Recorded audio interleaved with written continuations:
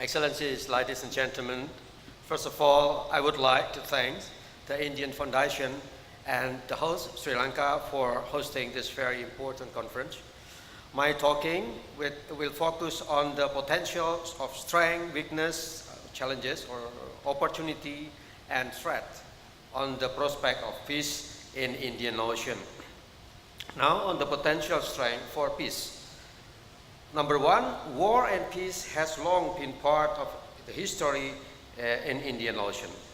From our modern history, we learn that the region once has made a brave step toward decolonization and peace by holding ASEAN-African conferences in Bandung, and this includes also other larger region of Asia and Africa in 1955. I think this is one or among the earlier political awareness using decolonization as part of the identity of the Indian Ocean region.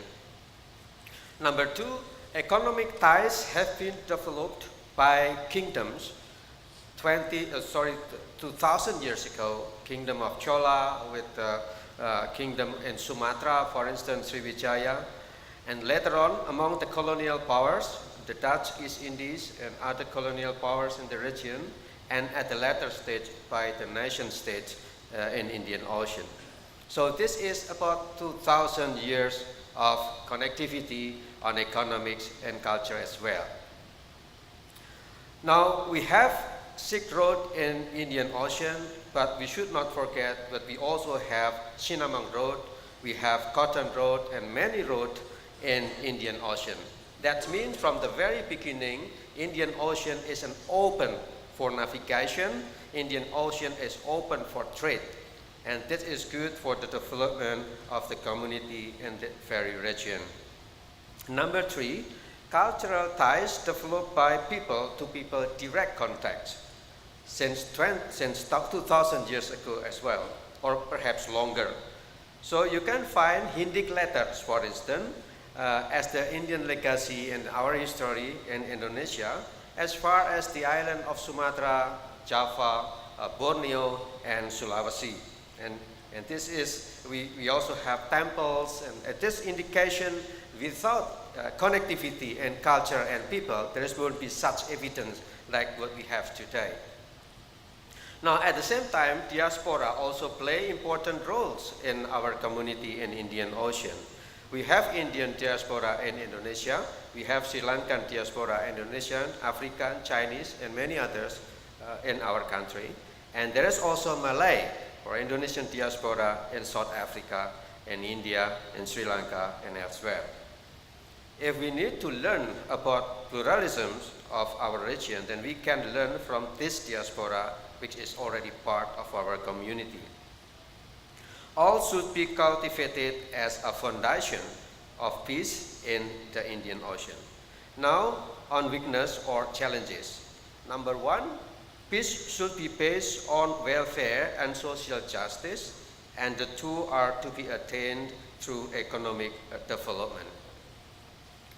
Number two, economic gaps among the states and within states have been recognized as impediment to common progress and prosperity in our region. And we can see this from the IORA Charter, for instance.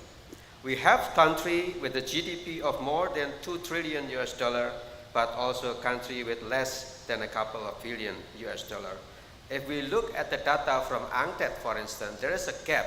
If we are talking on the ease in doing business, if we are talking about innovation index, if we are talking about trade complementary index between the eastern part of Indian Ocean and western part of Indian Ocean. That's what the statistic that we can learn from statistics about the gap. Now, at domestic level, many horizontal conflicts, be it ethnic, sectarian, or other kind of conflicts, horizontal one, often rooted on the socio-economic gaps within a countries. And we still have homework on this challenge even until today in some part of Indian Ocean. Number three, at the policy level, the region should cooperate more in narrowing the economic gap and bridging social and cultural differences as a common effort to build regional peace in the region. Now, on the opportunity for peace, I would agree with His Excellency Mr. Haag that peace is not only about the absence of war, but also about managing potential conflicts, like what we have now in the South China Sea. So traditional interstate war, as we know it during the World War II or before, now decided. But in the region, we still have problem with, as I mentioned before, domestic conflicts in some parts, ethnic, sectarian, and many others. And this is the homework that we are facing now. Number two, Indian Ocean has managed to develop positive legal cultures, and I think this is rather unique in the region, which should be further developed into an effective mechanism for conflict resolution.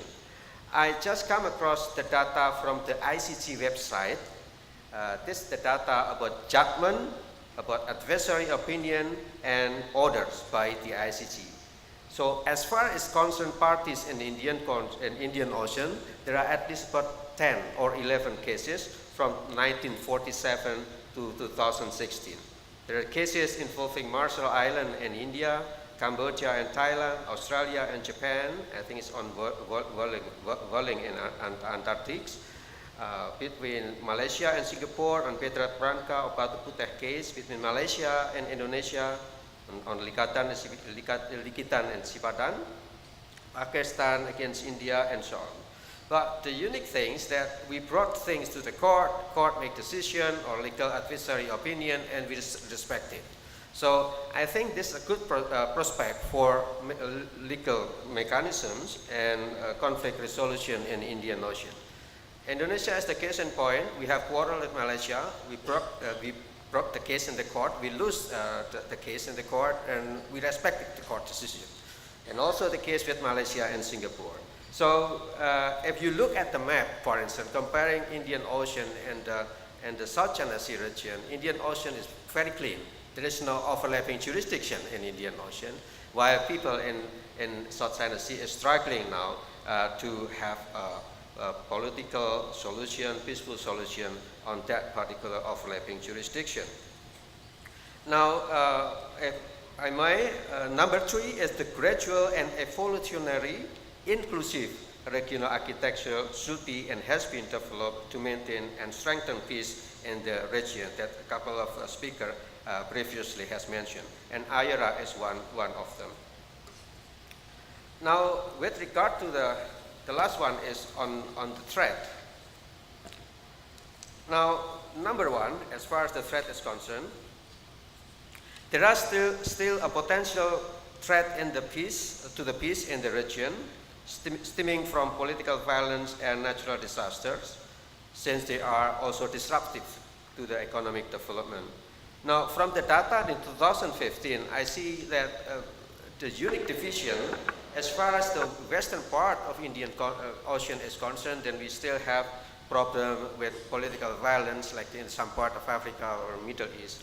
But in the eastern part of region of Indian Ocean, then most the problem is due to the natural disaster.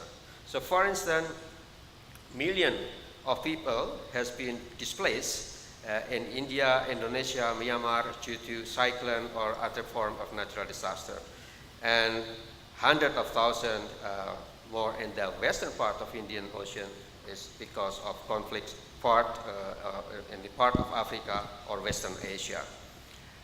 Number two, while every nation has the right of self-defense, but military development by countries in Indian Ocean must be coupled with confidence-building measures as well. So it's important to avoid arms of race and distrust. Number three, now more cooperation is needed to negate non-traditional threats, such as terrorism or cybercrime. IUU has been discussed previously by some speakers. Now, in our work today, we see that the role of cooperation is becoming more central in our global economy. In the available data, out of 100 entities in terms of the revenue, the 60 largest are companies, not the states. So companies invested about 20 billion US dollar in 2013 in Southeast Asia on energy, transport, communication, and infrastructure, and about 15 billion in South Asia and 15 billion in Sub-Saharan Africa. So the challenge on this kind of e-commerce situation is the threat on the cybercrime. So sooner or later, I think we need also to address this kind of threat in Indian Ocean. So I will not to conclude my presentation because we are going to have soon discussion after this. Thank you very much for your attention.